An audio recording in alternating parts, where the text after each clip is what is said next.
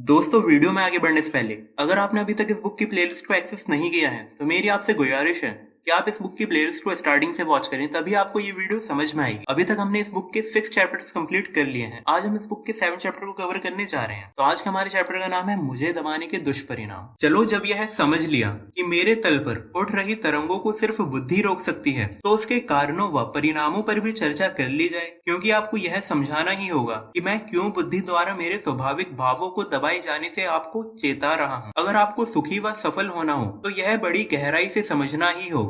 इतना ही नहीं, समझकर आपको अपनी बुद्धि को यह समझाना भी होगा कि वह मेरी तरंगों को ना दबाए। हालांकि यह सब इतना आसान नहीं, इसके लिए बड़ी तीव्र समझ व साहस दोनों आवश्यक हैं। लेकिन मुझे उम्मीद है कि बुद्धि द्वारा मेरे स्वाभाविक भावों को दबाने के दुष्परिणामों को जानने के बाद आप अपने में वह समझ और साहस पैदा कर ही लेंगे।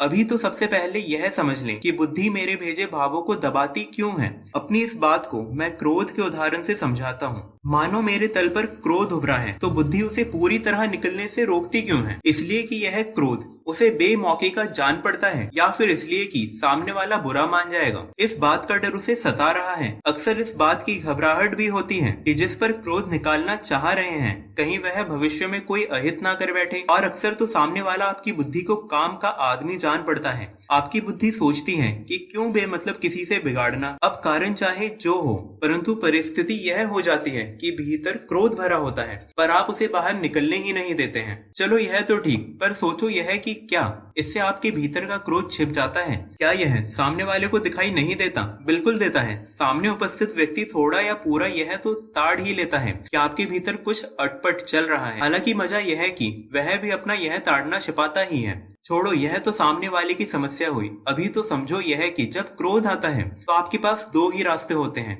आप या तो बुद्धि की सुने या मन की।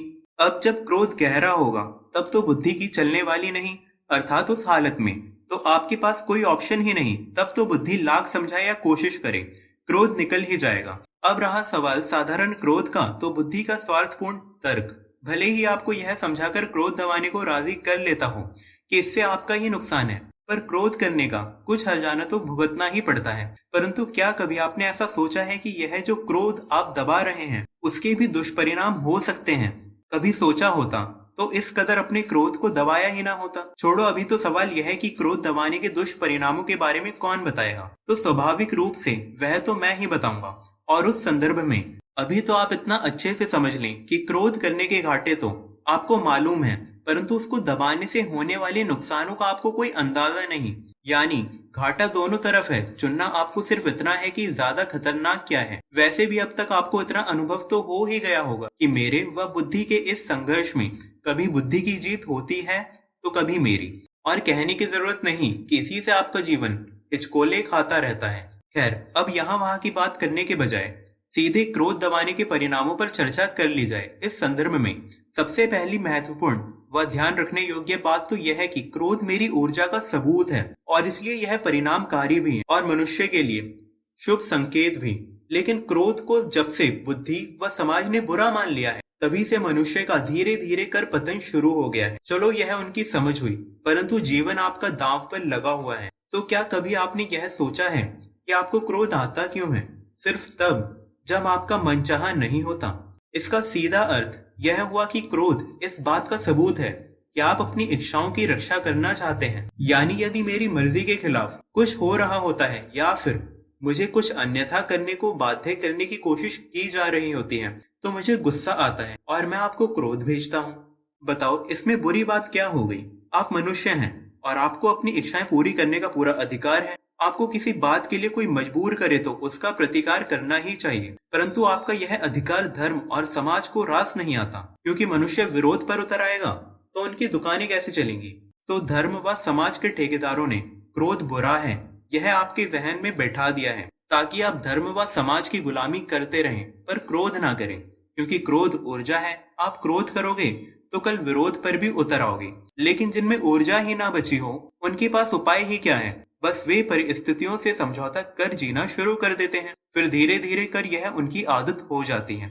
इससे वे इस कदर दबकर जीने के आदी हो जाते हैं कि उन्हें या तो क्रोध आना ही बंद हो जाता है या फिर अपनी कमजोरियों के कारण वे क्रोध दबाने के आदी हो जाते हैं। समाज ऐसे मनुष्यों को शांत व संस्कारी मानता है और धर्म उसे भगवान के निकट कहता है। बस यहाँ आकर और गड़बड़ हो जाती है। इससे दुर्बलों को अपनी कमजोरी ढकने का बहाना मिल जाता है और सच कहूँ तो संपूर्ण मनुष्य जाति धर्म व समाज की रची इसी साजिश का शिकार हो गई है। खैर होगा।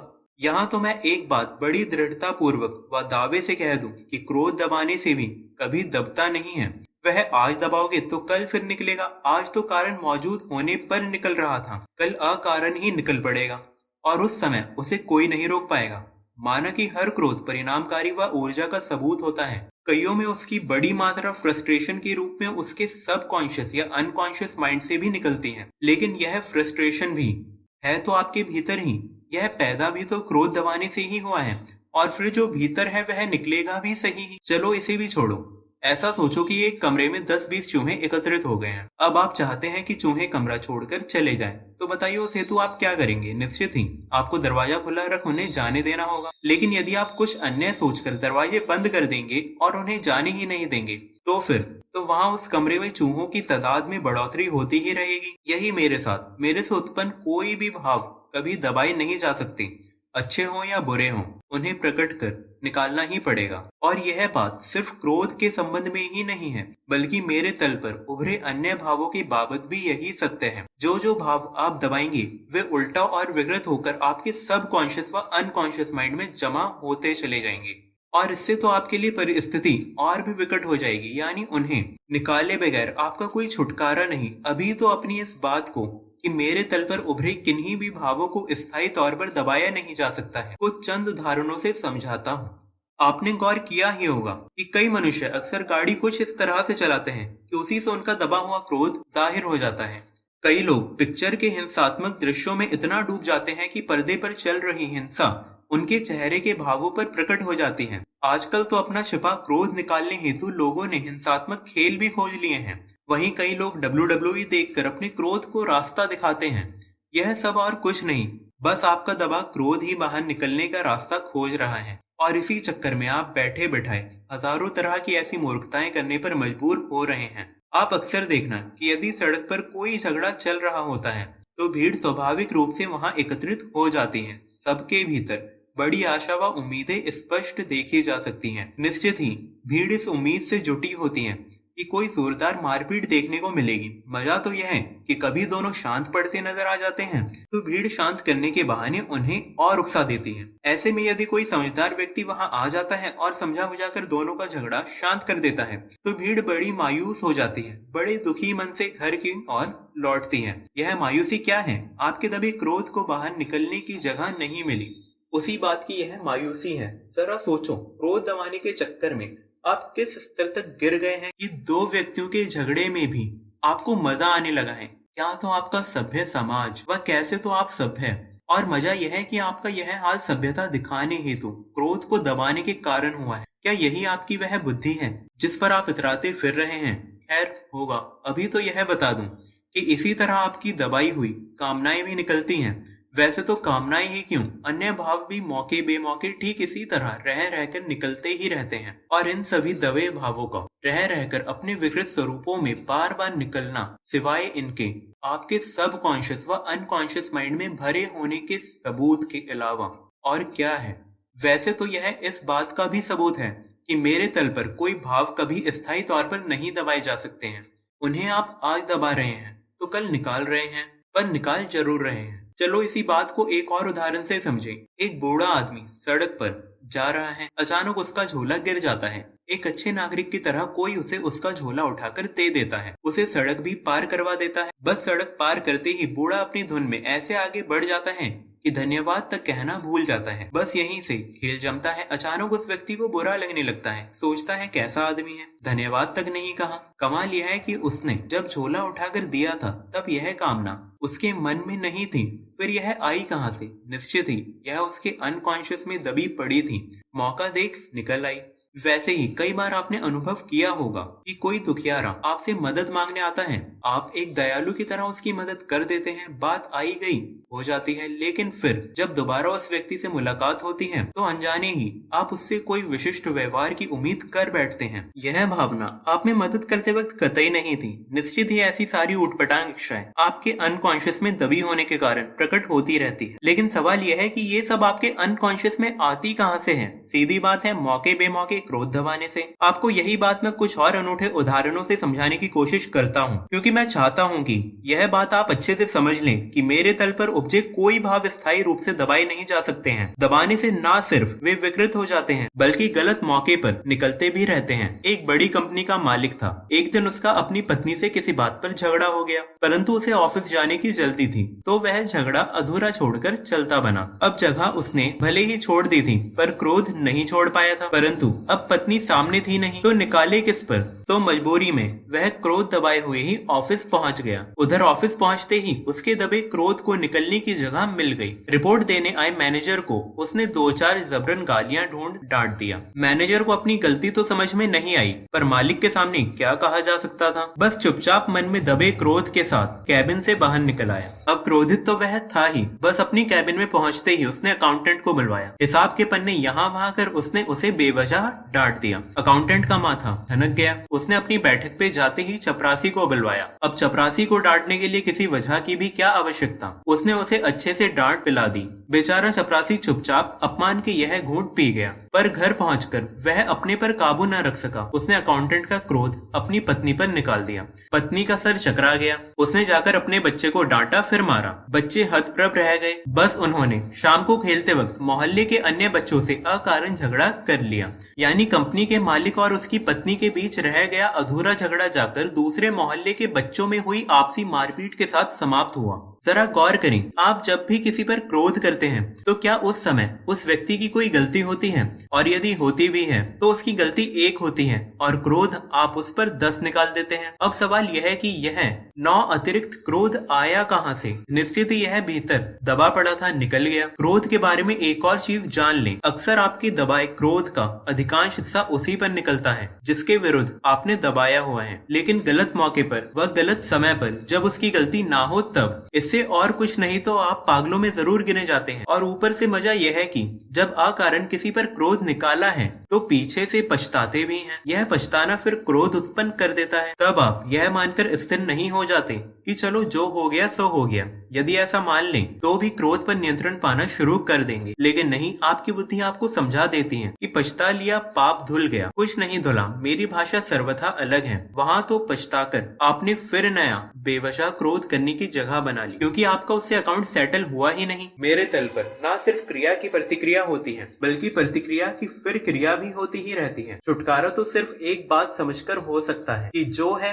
उसे निकाल दो और जो हो गया उसे भूल जाओ। चलो अपनी उपरोक्त बात को भी एक उदाहरण से ही समझाता हूँ। एक संयुक्त परिवार में 2 भाई रहते थे और दोनों की उम्र में करीब 15 वर्ष का फासला था। बड़ा भाई क्योंकि नौकरी करता था तो शाम को थके हुए ही घर आता था। उधर छोटा, जो अभी छोटा था, वो भैया के घर लौटते ही शरारतें सूझती थी। अब उसकी शरारतों पर बड़े भाई को क्रोध तो बहुत आता था, परंतु बुजुर्गों के डर से वह अपना यह क्रोध दबा जाता था। छोटे भाई को कभी डांटता नहीं था, लेकिन एक दिन मामला उल्टा हो गया। भाई जब ऑफिस से घर आया तो घर पर सिवाय उसके छोटे भाई के और कोई नहीं था। उधर क्योंकि घर पे कोई नहीं था और भैया ऑफिस से थके हारे आए हैं, यह सोचकर छोटे भाई ने तत्काल बड़े भाई को पानी वगैरह के लिए पूछा। परंतु इधर बड़े भाई के दबे क्रोध के लिए आज से सुनहरा अवसर हो ही नहीं सकता था। बस पानी का पूछने पर भी उसने अपने छोटे भाई को पीट दिया। भला क्यों?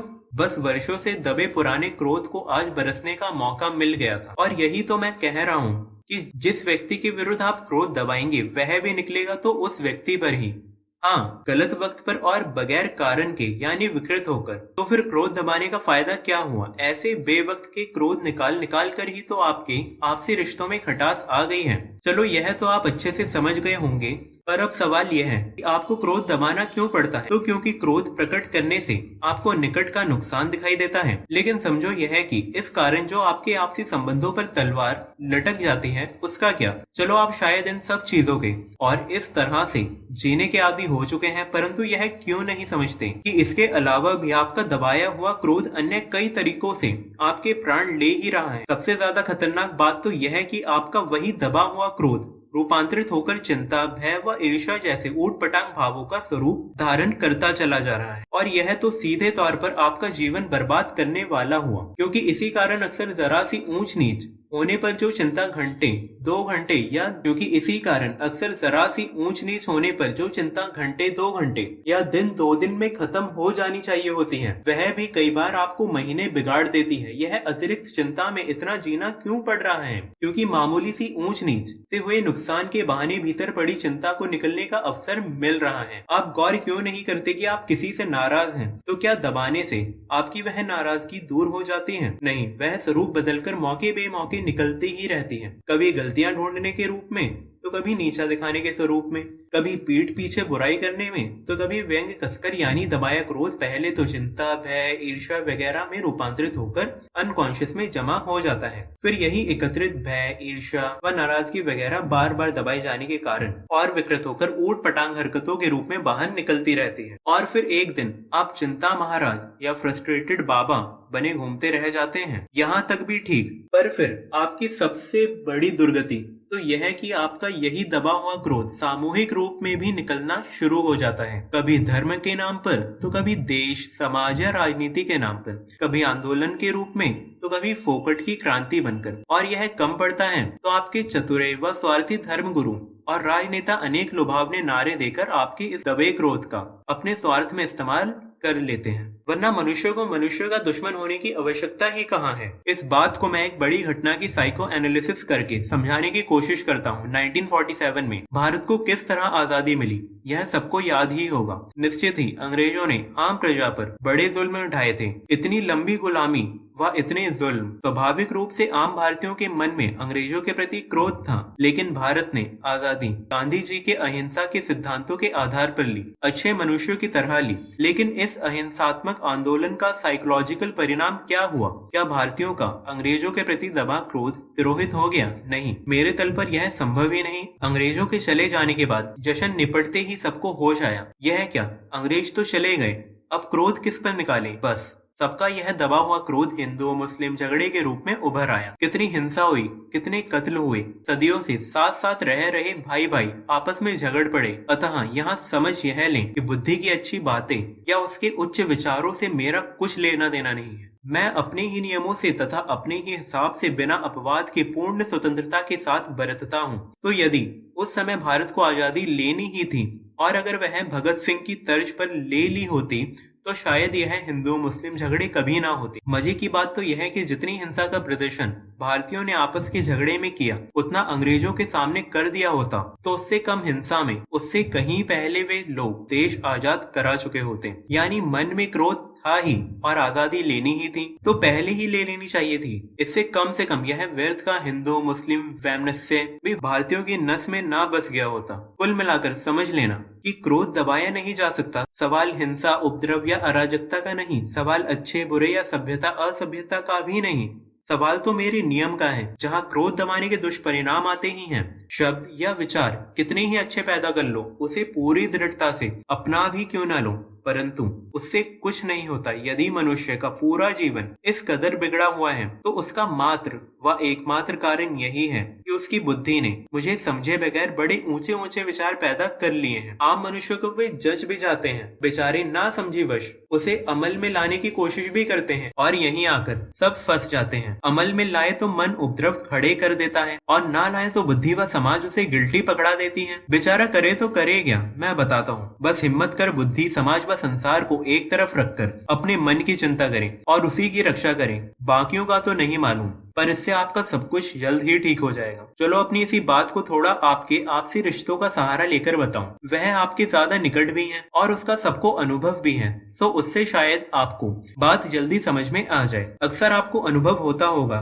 कि रह रहकर जीवन में मित्र ही पलटकर शत्रु बन जाते हैं, अपनी ही पराये हो जाते हैं। वैसे भी शत्रु कभी बाहर से नहीं आता, वह अपनेपन का सहारा लेकर ही बढ़ता है। उसी तर्ज पर सोचिए कि परिवार में तो इतना आपसी प्रेम होता है, फिर भाई भाई का शत्रु क्यों हो जाता है। वहीं सोचे तो यह भी कि शादी के चंद वर्षों में ही पति पत्नी एक दूसरे के सबसे बड़े दुश्मन क्यों हो जाते हैं, और फिर आपके आपसी रिश्तों में कड़वाहट की बात यही थोड़ी ही थम जाती है। बाप बेटों में अनबन हो जाती है, रिश्तेदारों में आपसी मनमुटाव हो जाते हैं। इतना सब कुछ हो जाता है कि आपकी उच्च विचारों वाली बुद्धि कुछ नहीं कर पाती और ना ही कुछ कर सकती है, क्योंकि मनुष्य के इन सारे आपसी उपद्रवों का मूल यही है कि वह शर्म में या किसी सिद्धांत के कारण अपना आपसी क्रोध दबाए चले जा रहा है। बोलो ऐसा कि किसी को बुरा ना लगे, चाहे जो करो, पर वातावरण नहीं बिगड़ना चाहिए। बस इन जैसे हजारों तर्कों के चलते कोई एक दूसरे पर आया क्रोध नहीं निकालता है। इससे वह क्रोध विकृत होकर भीतर जमा होता रहता है और फिर एक दिन कोई छोटी सी बात पर भी भीतर जमा हुआ पूरा क्रोध एक साथ निकल जाता है। हो जाती है दुश्मनी, बढ़ जाता है दुराव। मेरी यह बात गांठ बांध लेना कि जिस परिवार में जितना अनुशासन है या जितनी बोलने या व्यवहारों पर पाबंदी है, आगे चलकर उतना ही वह परिवार बिखर जाता है। क्रांति हमेशा हिटलर शाही के खिलाफ ही होती है। मुगल शासन का ही उदाहरण ले लें। शासन अच्छे से चल रहा था, एक औरंगजेब आया, जोर जबरदस्ती की, बस मुगल शासन का ही अंत आ गया। यानी हर दबाने की प्रतिक्रिया होगी। अतः मैं दृढ़ता से कहता हूँ कि जिस परिवार में बोलने व अपना क्रोध व्यक्त करने की पूरी आजादी होगी, उस परिवार में छोटे मोटे झगड़े तो रोज होते रहेंगे, पर उनमें बड़े झगड़े कभी नहीं होंगे। उनका आपसी प्रेम कभी खत्म नहीं होगा। यही बात शासक के बारे में भी कही जा सकती है। जिस देश में अभिव्यक्ति की पूरी छूट होगी, वहाँ हिंसक आंदोलन कभी नहीं होंगे, क्योंकि जब मन में आए क्रोध को अभिव्यक्त करने की छूट है ही, तो फिर हिंसा की आवश्यकता ही कहाँ रह जाती है। यही बात दो व्यक्तियों के आपसी रिश्तों पर भी लागू होती है। यदि दोनों एक दूसरे से खुलकर व्यवहार करेंगे तो उनमें आपसी प्रेम जीवन भर बना रहेगा, वरना तो आपसी रिश्तों की वास्तविक सच्चाई मुझे किसी को बताने की आवश्यकता ही नहीं। आपस में एक दूसरे के प्रति कितनी नाराजगी भरे आप भी जी रहे हैं, यह आप सभी अच्छे से जानते हैं। यहाँ सोचने वाली बात यह है कि जब क्रोध दबाने की शिक्षा के कारण आपके आपसी रिश्तों में इतनी कड़वाहट पैदा हो जाती है, तब ऐसे समय इस तरह के सबक सिखाने वाले ये धर्म और समाज क्यों आपकी मदद को नहीं आ खड़े होते हैं। जब सबक सिखाए हैं तो फिर उसके दुष्परिणाम भोगते वक्त क्यों नहीं वे आपके साथ नजर आते हैं। छोड़ो, उन्हें केवल हवाई सबक सिखाने आते हैं, फिर उससे आपका क्या होता है, इससे उनका कोई लेना देना नहीं। ऐसे भी वे आपको शक्तिहीन होने के ही सारे सबक सिखाते हैं, और इसी कारण उनके बताए मार्ग पर चलने के बावजूद जब आपका जीवन बुरी तरह बिगड़ जाता है, तब भी आप में उनसे पलटकर कोई सवाल पूछने की हिम्मत कहाँ रह जाती है। चलो उनकी छोड़ो, यदि आप सब कुछ समझ गए हो और वाकई अपनी इन तमाम समस्याओं का इलाज करना चाहते हो, उसका एक ही इलाज है कि मेरी परम सत्ता को स्वीकारें। यदि वहां से क्रोध का पागलपन आता है तो उसे निकालने में ही आपकी भलाई है। यदि आप वाकई क्रोध के पागलपन और उसके विकृत स्वरूप जैसे चिंता, व्यथा, भय इत्यादि से बचना चाहते हैं, तो क्रोध के पागलपन को क्रोध की ऊर्जा में रूपांतरित होने दें। और उसका एक ही उपाय है कि जब जिस पर और जितना क्रोध आता है निकाल लें। आखिर इसमें बुराई भी क्या है? क्रोध आप तो कर नहीं रहे होते हैं, वह तो भीतर जमा होने के कारण आ रहा है और आप उसे निकाल रहे हैं। अब जब क्रोध करने वाले का दोष ये नहीं होता तो उसका बुरा भी क्यों मानना। और यदि कोई पूरा परिवार या मित्रों का समूह यह समझदारी अपना ले, तब तो कोई दिक्कत ही ना बचे। यदि हर कोई यह समझ ले कि क्रोध करने वाला मनुष्य के मन का बैंक बैलेंस है और वह उसे खर्च करना चाहता है, तो ऐसे में भला दूसरे को उस पर ऐतराज क्यों उठाना। करने दो, क्रोध अपना क्या जाता है। बस फिर क्या है, जब भी आपके परिवार का कोई सदस्य क्रोध कर रहा होगा तो बाकी समझ जाएंगे कि इसमें इसका कुछ नहीं, बस बेचारा दबा क्रोध कारण अकारण निकाल रहा है। निकल जाने दो, आप सहन करें और देखें कि क्रोध करने वाला कुछ ही देर में शांत हो जाता है कि नहीं। फिर किसी दिन दूसरे की बारी निकल आएगी, उसे भी जमकर क्रोध कर लेने दो। इससे जल्द ही उस परिवार के सदस्यों के क्रोध का बैंक बैलेंस खत्म हो जाएगा। परिणाम स्वरूप जल्द ही उस परिवार में हमेशा के लिए सरोवर सी शांति आ जाएगी। उम्मीद है आप समझ भी गए होंगे तथा मेरे साथ छेड़खानी करने के प्रयासों का परिणाम जान भी गए होंगे। और अब तो मेरे विकृत स्वरूपों से कैसे निपटना यह भी आपकी समझ में आ ही गया होगा, यानी चिंता, व्यथा वगैरह को भी निकलने ही देना होगा। चलो मेरी इसी बात को थोड़ा बच्चों के उदाहरण से समझे। बच्चे उपद्रवी व शैतान होते भी हैं और उन्हें होना भी चाहिए। उनमें आपसी झगड़े और मनमुटाव होता ही है और होना भी चाहिए, लेकिन क्योंकि वे नादान व भोले होते हैं तो उन्हें बोलकर या व्यंग कसकर क्रोध निकालना नहीं आता है। वे तो अपने सीधा उपद्रव व मारपीट पर उतर आते हैं। कोई बात नहीं, इस बहाने उनका क्रोध तो निकल जाता है, और जब क्रोध ही निकल गया तो झगड़ा बचा ही कहाँ। बस क्रोध निकलते ही वे फिर आपस में खेलना शुरू कर देते हैं। यही उनके होने की सहज प्रक्रिया है, जिसमें दुश्मनावट को कोई जगह नहीं बची। बच्चे 50 बार आपस में झगड़ते हैं, पर इससे उनकी मित्रता पर कोई असर नहीं आता है। उनके स्वभाव को उनका गुण समझने की बजाय बुद्धिमान मनुष्य उल्टा उन्हें यह समझा देते हैं कि यह लड़ाई झगड़े असभ्य परिवार के बच्चे करते हैं। सभ्य घर के बच्चे झगड़े या मारपीट नहीं करते, तो क्या उससे उनका यह स्वभाव बदल जाता है? जरा गौर करें, आजकल के खेलों पर उनमें हिंसा बढ़ती ही जा रही है। और तो और सभ्य घरों के बच्चे दिन भर हिंसक वीडियो गेम्स खेलते रहते हैं। यह और कुछ नहीं, उनका क्रोध अपने विकृत स्वरूप में निकल रहा है। क्या अब तक भी आपको समझ नहीं आया कि वास्तव में क्रोध मित्रता का सबूत है, दुश्मनी का नहीं? आप क्रोध उसी पर करते हैं जिन्हें आप अपना मानते हैं। परायों पर कभी कोई क्रोध नहीं करता। और क्योंकि तथाकथित सभ्य घरों के बच्चे दोस्तों से ज्यादा झगड़ते नहीं, इस कारण उनकी आपसी दोस्ती भी कभी मजबूत नहीं हो पाती। यही कारण है कि उनके ज्यादा दोस्त भी नहीं होते। फिर इस अकेलेपन को छिपाने के लिए जिनसे दिल के रिश्ते नहीं, उनके साथ भी पार्टियां करते रहते हैं, परंतु उससे कहीं वास्तविकता अकेलापन ढकता है नहीं। और दुनिया में बढ़ते फ्रस्ट्रेशन का यही कारण है। आपस में सभ्यता के नाम पर व्यवहार की छूट दबाकर सोसाइटी ने मनुष्य को दिल से अकेला कर दिया है। इस कारण जिसे वह अपना कह सके ऐसा कोई उसके पास है ही नहीं। खैर, इन तमाम बातों का सार एक बार फिर अलग तरीके से दोहराऊं तो अब तक आपको इतना तो समझ आ ही गया होगा कि मैं और बुद्धि दोनों अति महत्वपूर्ण, बहुत शक्तिशाली तथा बड़े ही कॉम्प्लिकेटेड उपकरण हैं। आपको यह भी समझ आया होगा ही, दोनों में जहाँ कुछ जीवन को बढ़ाने वाली शक्तियाँ हैं, वहीं दोनों की कुछ जीवन को नष्ट करने वाली हरकतें भी हैं। आपको यह भी समझ आ ही गया होगा कि दोनों एक दूसरे के बिना अधूरे हैं। समझ में तो आपको शायद यह भी आ गया होगा कि मन और बुद्धि के यथा योग्य सामंजस्य के बगैर जीवन को सुखी व सफल नहीं बनाया जा सकता। और यह तो अब कहने की जरूरत ही नहीं कि दोनों की कार्य प्रणाली व कार्य क्षेत्र पूरी तरह भिन्न है। वही निश्चित ही यह कहने की भी आवश्यकता नहीं कि दोनों एक दूसरे को पूरी तरह प्रभावित करते हैं। साथ ही शरीर व ब्रह्म परिस्थितियों का भी दोनों पर असर पड़ता ही है। अब सवाल यह है कि आप अपने मन व बुद्धि में सामंजस्य कैसे बढ़ाएं? कैसे इन दोनों की मनुष्यों को कमजोर करने वाली फितरतों से बचें? कैसे दोनों की शक्तियों का सार्थक उपयोग कर जीवन को महत्वपूर्ण बनाएं? मैं आपको इसके चंद उपाय बताता हूँ, परंतु आगे चर्चा करूँ उससे पहले यह कह दूं कि जिन्होंने अपने बचपन में सुपर कॉन्शियस माइंड बचाने का मौका खो दिया है, उन्हें भी घबराने की जरूरत नहीं। यदि उनका सब कॉन्शियस या अनकॉन्शियस माइंड अति शक्तिशाली हो गया है तो भी उपाय है, क्योंकि मैं हूँ या बुद्धि दोनों के तल पर जब जागो तब सवेरा है। और मैं जो ये सारे उपाय बताने जा रहा हूँ वह उन्हीं लोगों के लिए है जिनका सुपर कॉन्शियस माइंड कमजोर हुआ पड़ा है। वरना जिस बच्चे का सुपर कॉन्शियस माइंड सक्रिय है उसे तो यूं भी किसी चीज की कोई खास आवश्यकता नहीं, वह तो अपनी राह स्वयं पा ही ले। मूल समस्या तो उन लोगों की है जिनके मन के साथ बचपन में खिलवाड़ हुआ है। उनके ही कॉन्शियस, सब कॉन्शियस तथा अनकॉन्शियस माइंड मजबूत हुए पड़े हैं। और ऐसा एक तो नहीं, करीब करीब सबके साथ हुआ है। बस यही आज की तारीख में सबकी मूल समस्या है। हालांकि यह तो बात हुई मन के तल पर। दूसरी ओर ठीक वैसे ही आपकी एक और समस्या यह भी है कि बचपन में ही परिवार, समाज व शिक्षा ने मिलकर आपकी बुद्धि की गलत कंडीशनिंग कर दी है। और इस बात को आगे बढ़ाऊं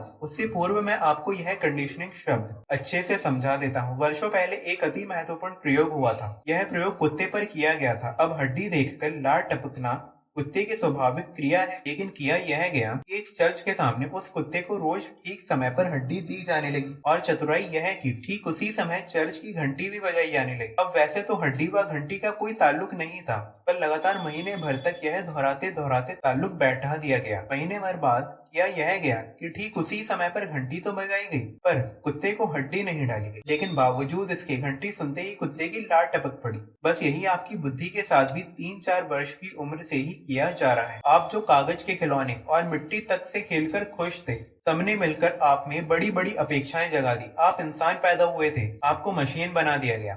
आप स्वतंत्रता से जी रहे थे, आप में कब क्या व कैसे करने का ज्ञान भर दिया और आप दौड़ पड़े। स्कूल से शुरू की यह यात्रा कॉलेज व फिर आगे और आगे चलते चलते फिर मरते दम तक यह दौड़ भाग जारी रहने वाली है। यानी गौर से समझे तो जैसे मन के स्तर पर आपके कॉन्शियस, सब कॉन्शियस व अनकॉन्शियस बनना आपकी समस्या है, वैसे ही बुद्धि के स्तर पर यह कंडीशनिंग भी आपकी समस्या है। और इन दोनों का इलाज एक ही है, जी हाँ, और उसी को साइकोलॉजी कहते हैं। और अब आगे मैं आपको चंद साइकोलॉजिकल ट्रीटमेंट बताने जा रहा हूँ जो आपको न सिर्फ आपके कॉन्शियस, सब कॉन्शियस और अनकॉन्शियस माइंड को कमजोर करने में सहायक होंगे, बल्कि वे आपकी बुद्धि की हुई गलत कंडीशनिंग को भी ठीक कर देंगे। लेकिन हाँ, यहाँ एक और महत्वपूर्ण बात ध्यान रखना कि साइकोलॉजी असर तभी करती है जब आप उसे बुद्धि से समझने की बजाय मन की गहराइयों में उतरने देते हैं। अतः मेरा निवेदन है कि इस हेतु आप रोज सुबह मेरे बताए एक एक उपाय को ध्यान से पढ़ें तथा नियमित रूप से एकांत में सिर्फ अपने मन के साथ उस पर अमल करने का प्रयत्न करें। बस रोज सिर्फ आधा घंटा इस विधि में बिताएं और देखें कि कैसे आपका जीवन सुख